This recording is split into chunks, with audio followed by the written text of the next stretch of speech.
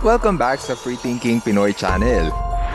For today's episode, sabay-sabay nating papanuurin ang mga nakakatakot na halimaw na nakunan sa video. Una niyong mapapanood ay ang patay na werewolf. Meron kasing nag-share ng video sa social media na talaga namang nagbigay takot sa mga netizens. Napanood kasi nila ang video ng doktor habang sinusuri ang bunganga ng di umano ay isa raw werewolf. Kitang-kita kung gaano kalaki ang mga ngipin nito, bagay na hindi normal sa isang wolf. Hindi rin ito ordinaryong aso dahil sobrang laki ng ulo nito. Sa uli, wala pa rin makapagtutukoy kung ito ba ay legit o gawa-gawa lamang dahil sa limitado lang ang impormasyon sa video. شوفوا فمك فهنقيه باسكو ياكل لحم خضر الله يبارك ما شاء الله. Sa tuwing oras ng gabi, hindi mo alam kung ano ang kilabot na makakasalubong mo habang naglalakad.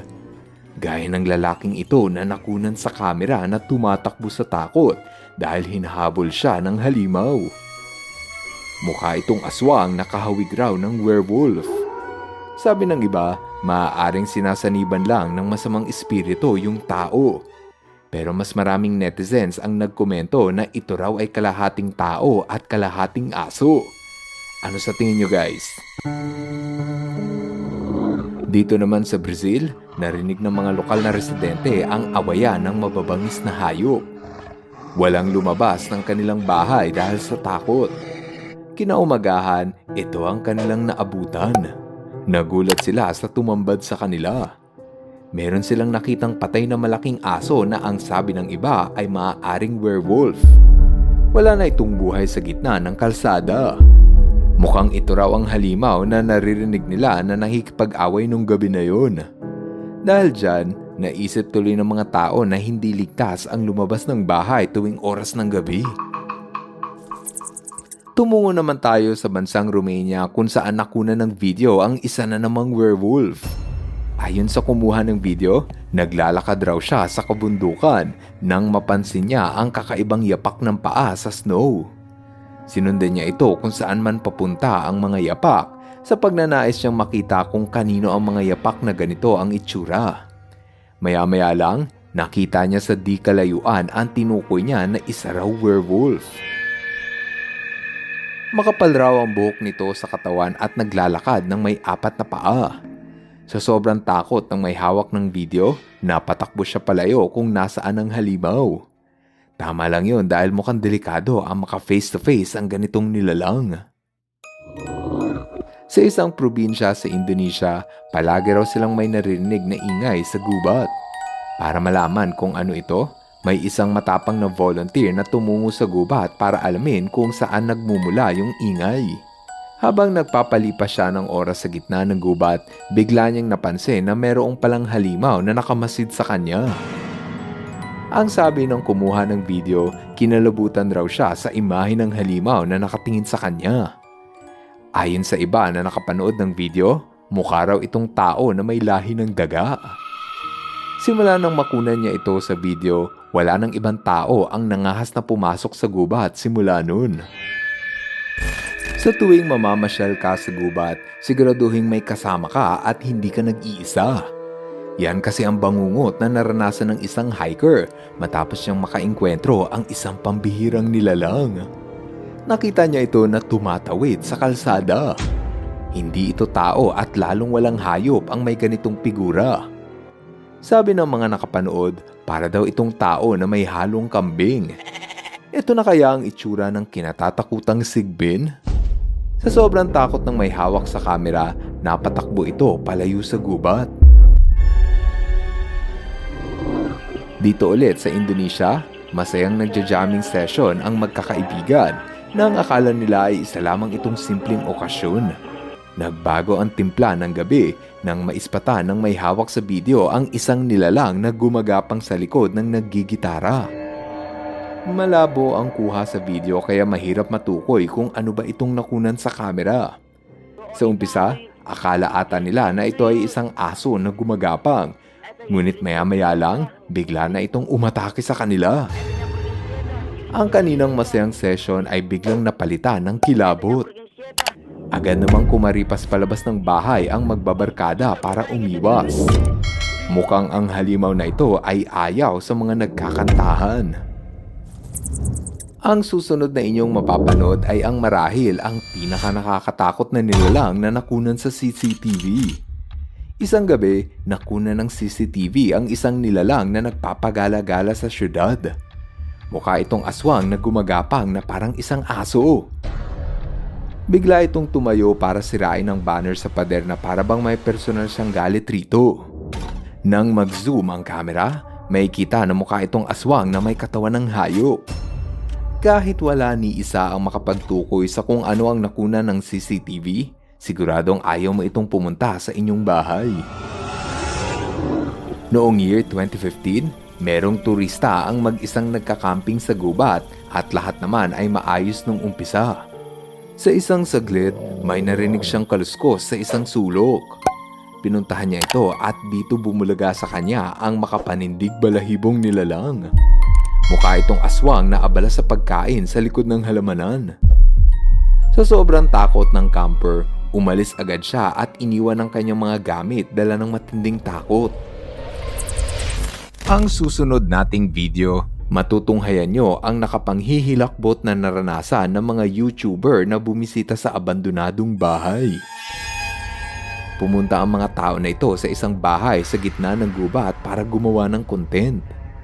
Ang hindi nila alam, may makikipagkulab pala sa kanila na halimaw. Mukha itong handang manakit sa sino mang lalapit sa kanyang bahay. Para wala nang masaktan pa sa kanilang grupo, dali-dali silang nag-impake at agad na nilisan ang lugar kung saan nagbabantay ang halimaw. Ang sumunod, halimaw sa bukid.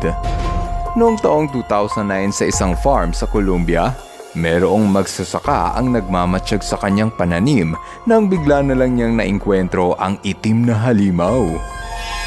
Hindi raw niya matukoy kung anong hayop ang kanyang nakasalubong kaya kinunan niya ito ng video. Malaki ang katawan nito at mukhang delikado kaya pinili ng magsasaka na huwag na itong lapitan. Maski ako, baka napaihi ako sa salawal pag yan ang sumalubong sa akin. Sabi ng mga netizens, maaaring ito raw ang maalamat na mapingwari ng South America kaya tama lang na huwag mo itong lapitan. Number 2. Batang halimaw. Namamasyal ang turista sa gubat ng Portugal nang maisipan niyang kunan ng video ang buong paligid. Habang naglalakad, napukaw ang kanyang atensyon sa isang maliit na hayop na hindi niya matukoy. Nang nilapitan niya ito, may katawan ito na katulad sa unggoy, ngunit yung mukha nito ay parang ulo ng maligno. Ayon sa kumuha ng video, hindi naman daw ito agresibo. Ngunit dahil sa kanyang takot, minabuti na lamang niya ang lumayo at lumabas ng gubat. Siguro, maaaring isa lamang itong unggoy na may napakapangit na muka o di kaya ay bagong species. Ano sa tingin mo? Number 3. Alien na palaka. Namamasyal sa Canada ang lalaking ito nang maisipan niyang bumisita sa kalapit na syudad, ngunit ito ay ghost town at wala ng mga tao.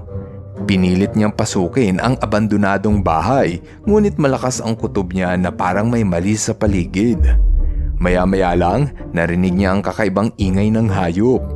Lumabas siya ng bahay para tignan, ngunit dun niya nakita na mayroong kakaibang nilalang sa may pintuan. Mukha raw itong palaka na pinag-eksperimentuhan sa laboratorio o di kaya ay nanggaling sa ibang planeta. Dahil sa sobrang takot, mas pinili ng lalaki sa video ang umalis na lamang at iwanan ng abandonadong bahay. Sa tingin ko, ito yung anak ng tarsier at palaka matapos nilang maglabing-labing. Number 4. Misteryo sa water park. Sa next video, makikita ang grupo ng turista na sumakay ng ride sa pinakamalaking water park sa Portugal. Akala nila na ito ang pinakamasayang oras ng kanilang bakasyon, ngunit agad naman itong napalitan ng takot. Nakunan kasi sa video ang isang misteryosong nilalang na tila ba ay lumalangoy at sinusundan ng kanilang bangka. natakot ang lahat ng pasahero dahil hindi nila alam kung nasa panganib ba ang kanilang buhay. Sabi ng mga nakapanood, baka raw ito ay sirena dahil parang katawan ito ng tao na may itim na buhok. Sa tingin ko, baka basura lang yung nakunan sa video kasi madumi yung tubig. Sa kasamaang palad, mukhang wala nang makapagsasabi kung ano nga ba itong nakunan sa video. Number 5. Balyena o sea monster? Pamilyar na tayo sa itsura ng balyena, ngunit kung minsan, may naiinkwentro tayo sa dagat na mapapaisip ka kung isa ba yung balyena o bagong tuklas na hayop. Yan mismo ang naranasan ng kumuha sa bidyong ito matapos niyang masaksihan ang kakaiba at tila ba ay misteryosong nilalang sa dagat. Ang dambuhalang hayop sa video ay dahan-dahang lumalangoy at walang makapagsasabi kung anong hayop nga ba ito. Sabi nila, ito marahil ang kinatatakutang Leviathan, ang halimaw na matagal nang nananakot sa mga mandaragat. Number 6. Bigfoot. Kung plano mong mamasyal sa gubat, tandaan, hindi lang ikaw ang nag-iisa sa kakahuyan. Ito ang naranasan ng isang turista sa gubat ng Michigan habang naghahanap siya ng pwesto para sa camping site. Akala niya naligtas siya sa gubat nang maya-maya lang napansin niya na may naglalakad na malaking nilalang malapit sa kanya. Nagulat siya sa kanyang nakita dahil balot ito ng maitim na balahibo na parang malaking gorilya. Sabi ng mga saksi, maaaring ito raw ang pamosong Bigfoot. Ayon sa kumuha ng video, hindi naman daw ito agresibo at para bang naghahanap lang ng makakain. Posible kaya na isa lamang itong prank at may suot lang siya na gorilla costume? Kung ano man ang totoo, napilitan na lang umalis ang saksi para hindi siya mapahamak sa halimaw. Number 7. Demonyo huli sa CCTV. Naglalaro ng video game ang magkakaibigang ito at ang matalo, kailangan pumunta sa sementeryo. Nang matapos ang laro, natalo ang lalaking ito kaya siya ang inutusang pumunta ng sementeryo. Noong umpisa, hindi siya natakot sa hamon. Habang siya ay paalis na, meron siyang napansin na talaga namang nagbigay takot sa kanya. Nakakita kasi siya ng demonyo na nakapatong sa nicho na parang nagmamasid sa buong sementeryo. Meron daw itong sungay at nakakatakot na muka. Sa takot ng saksi, agad siyang kumaripas ng takbo. Number 8. Higanting mata. Minsan, ang mga trailer cam ay may nahahagip na hindi lang basta hayop. Gaya na lang ng nakunan sa gubat ng Michigan kung saan merong opossum na kumakain. Pero sa tabi nito, merong dalawang malaking pares ng mata na umiilaw. Para daw itong mata ng halimaw na naghihintay lang ng mabibiktima. Nang ipinost ito sa social media, iba't iba ang opinyon ng mga nakapanood. Sabi ng iba, ito raw ay mata ng halimaw, pero para sa iba, maaaring ilaw lang daw yan ng alitap-tap. Malay mo, mata pala ito ng cute na halimaw. Kung kanino mang mata yung nakunan sa video, siguradong kikilabutan ka rin pag sa'yo ito nakatingin sa gubat. Number 9. Creepy hands. Sa bansang Romania, namamasyal ang magkakaibigang ito sa abandonadong bahay. Nililibot nila ang lumang bahay sa paghahanap ng pwedeng pagpahingahan. Habang iniikot ang lumang bahay, nakita nila na may butas ang kisame at parabang merong kamay na dumudungaw. Kinunan nila ng video ang pangyayari dahil hindi sila makapaniwala sa kanilang nakikita. Balot ito ng makapal na buhok at may matutulis na kuko. Hindi man nila matukoy kung ito ba ay kamay ng halimaw o kamay ng hayop, mas minabuti na lang nila ang umalis bago pa may mapahamak. Malay mo, kamay lang pala yun ng oso na gusto silang kawayan. Number 10. Totoong buhay na unicorn. Sa mga hindi nakakaalam, ang unicorn ay isang maalamat na kabayo na mayroong sungay at may kakaibang kapangyarihan. Maraming tao ang gusto ng unicorn dahil ang cute daw. Sabi nila, hindi totoo ang mga unicorn, Ngunit sa isang video na pinost sa YouTube, nakunan daw niya ang di umano ay totoong buhay na unicorn.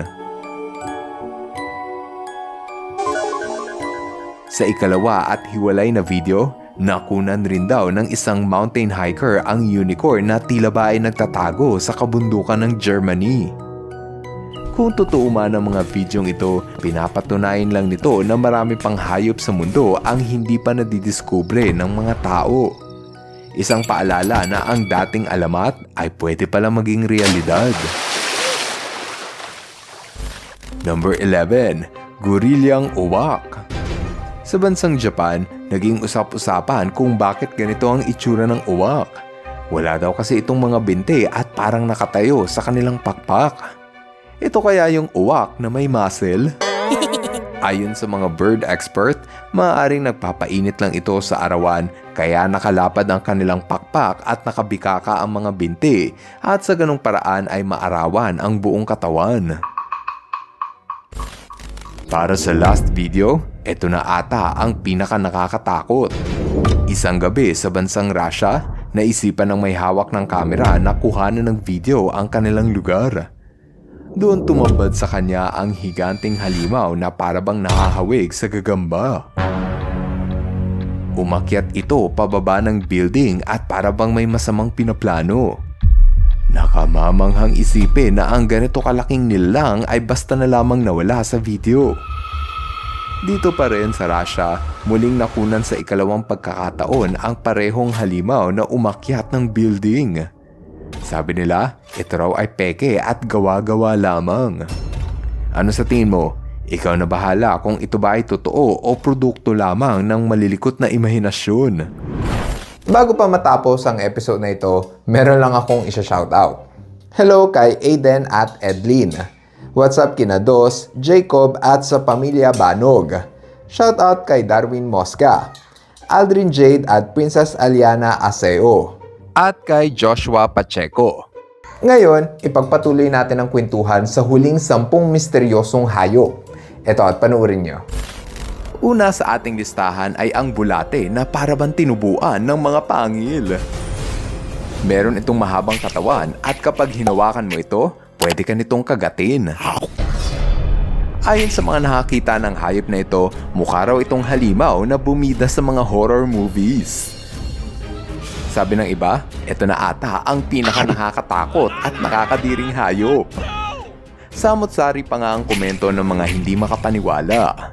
Pero, alam mo ba kung ano ang tawag rito? Ito ang bloodworm at matatagpuan ito sa mga putikan na malapit sa dagat ng Amerika. Tinawag itong bloodworm dahil sa balat nito na kulay pula na animoy nagdurugo. Humahaba ito ng hanggang 15 pulgada. Kahit malambot ang mga uod na ito, sila naman ay mabangis na predator. Kumakain kasi ito ng mga isda at alimasag. Ginagamit nila ang kanilang matutulis na ngipin para atakihin ang kanilang biktima. Ang mga uod na ito ay nagtataglay ng kamandag, kaya siguradong mapapaaray ka sa sakit. Kapag nakakita ka ng bloodworm, mas mabuti kung huwag mo itong hawakan kung ayaw mong makagat ng halimaw na bulate. Ang susunod naman nating bida ay ang hayop na hindi mo malaman kung totoo ba o laruan lang. Sabi ng iba, mukha raw itong unggoy na parang naanakan ng daga. Totoo kaya yun? Kung sabihin ko sa'yo na ito ay hindi peke, maniniwala ka ba? Sa totoo lang, ito ay ang anak ng tamarin, isang uri ng unggoy na matatagpuan sa South America. Sabi nila, mukha raw nuno sa punso ang hayop sa video. Pero kapag lumaki na ito, magiging kamukha na nito ang isa sa pinakamagandang uri ng unggoy sa ating mundo. Kaya don't judge the book by its cover. O ito, ano sa tingin mo? Ano kayang hayop ang nakunan sa video? Isa kaya itong bagong uri ng hayop na hindi pa nadidiskubre ng mga siyentipiko o isa lamang daga na lumalangoy sa kanal? Maski ako nung makita ko ito, napaisip ako kung ano kaya yun. Samot-sari tuloy ang komento ng mga netizens sa kung anong hayop ito.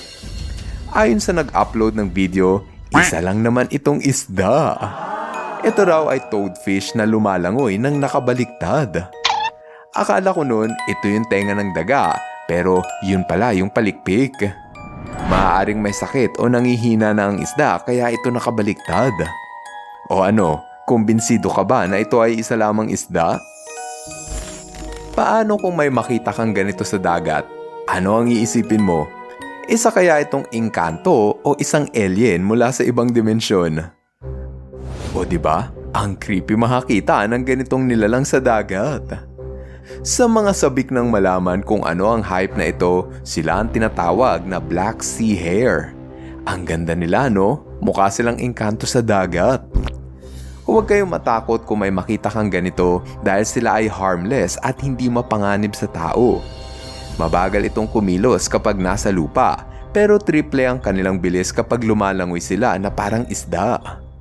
Kaya sa susunod na makakita ka ng Black Sea Hare, siguraduhin mong makunan ito ng picture. Bihira ka lang kasi makakita ng ganito ka-amazing na hayop. Sa tingin ko, hindi ata mauubusan ng misteryosong hayop ang ating karagatan. Gaya na lang ng kung anong sea creature ito na nakuha ng scuba diver habang nagsiswimming. Para itong makapansparent na plastic. Akalain mo pa nga na ito ay gelatin na pwedeng kainin. Sa maniwala ka man o hindi, ito ay isang uri ng hayop. Ang tawag rito, salp. Naumuhay ito sa paraan ng pagpapalutang-lutang sa dagat na parang dikya. Kahit mukha silang jellyfish, mas malapit itong kamanak ng mga isda kaysa sa dikya. Meron itong bunganga at kinakain ito ang kahit anong pumasok sa kanilang butas, gaya na lang ng bakterya, phytoplankton at kung ano-anong alikabok sa dagat. Madalas, mag-isang lumalangoy ang mga salp, pero kung minsan, makikita mo itong magkakasama at magkakadikit. Bumubuo pa nga ito ng grupo na parang mahabang sinturon at humahaba ito ng 15 talampakan. Ligtas itong hawakan at wala itong kamandag o lason. Pero kung huhulihin mo ito, mas maganda kung lubayan mo ito at hayaan mo na lang itong lumangoy. Sa lahat ng naitampok ko sa listahan, ito na ata ang pinakamukhang nanggaling sa ibang planeta. Hindi ba, maski ikaw, napaisip ka kung isa ba itong alien? Kung inakala mo na ito ay baby monster, pues, ang totoong tawag rito ay Phronima. Isa itong uri ng arthropod na malapit na kamag-anak ng hipon. Kahit sila ay maliit, napakasalbahe ng ugali nito. Alam mo ba na para mabuhay, ang mga Phronima ay naikisakay at ginagawang tahanan ang katawan ng salp? Oo, yung salp na kaninang pinakita ko, yon ang ginagawang tahanan ng Phronima.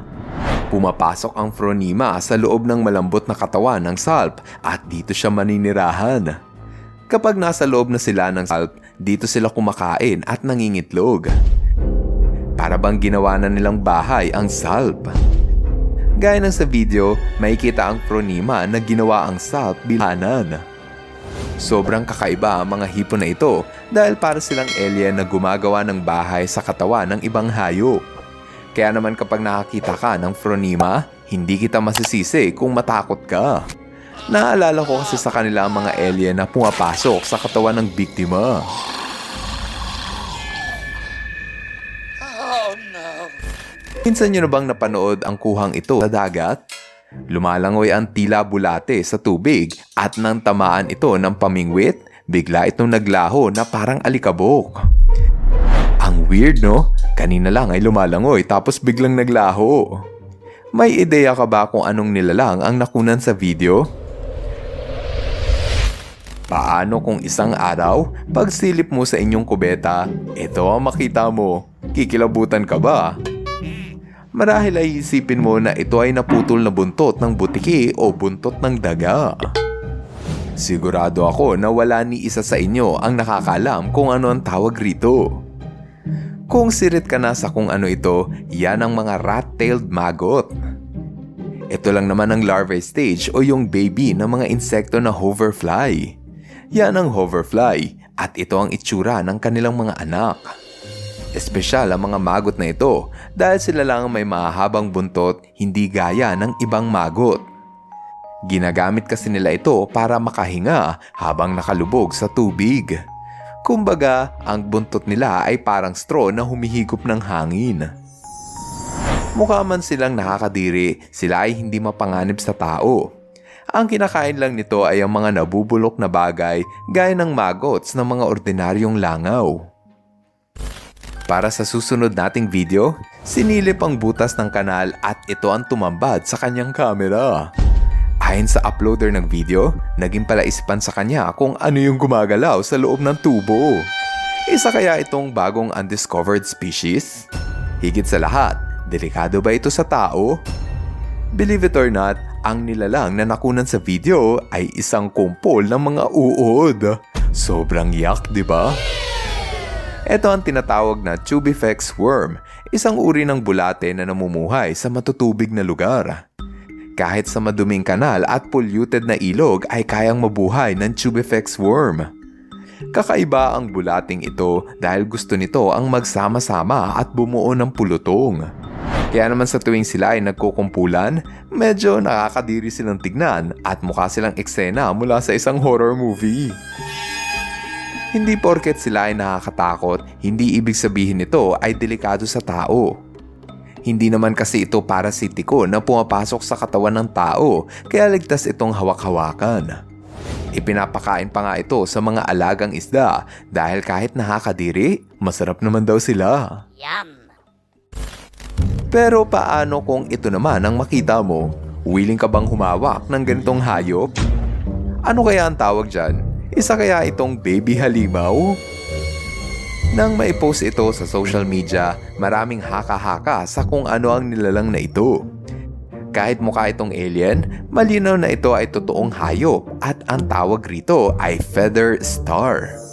Kung pamilyar ka sa mga feather star, alam mong sobrang ganda nito habang lumalangoy. Pero kapag nasa lupa, mukha silang gumagapang na sea monster. Ligtas naman itong hawakan at walang panganib sa tao. Pero kapag ganito ang feather star, ewan ko na lang kung may gustong humawak niyan. Para sa last video, siguradong kikilabutan ka pag ito ang nakasilip sa iyo sa tabing dagat. Ang mukha nito, parang pwede maging kontrabida sa horror movies. Para hindi ka na matakot, sasabihin ko na sa iyo na ito ay ang jawfish. Isa sa may pinaka nakakatakot na mukha sa buong karagatan. Malaki ang mata ng jawfish at malapad ang bibig, mga katangian kung bakit ayoko tumapak sa sahig ng dagat. Ang creepy nila tignan pero maliit lang ang mga isda na ito kaya hindi ka nito kayang saktan. Pero kung babatuhin ka nito sa mukha, edi masakit yun. Maraming salamat sa inyong panunod. Now, see you guys in our next video. Bye-bye! Hello mga ka-FTP! Ako si Nomer at nagpapasalamat sa inyong panunood. Kung nagustuhan nyo ang video ito, subscribe na sa FTP channel. Don't forget to hit the subscribe button para updated ka sa mga bagong videos. Paalam!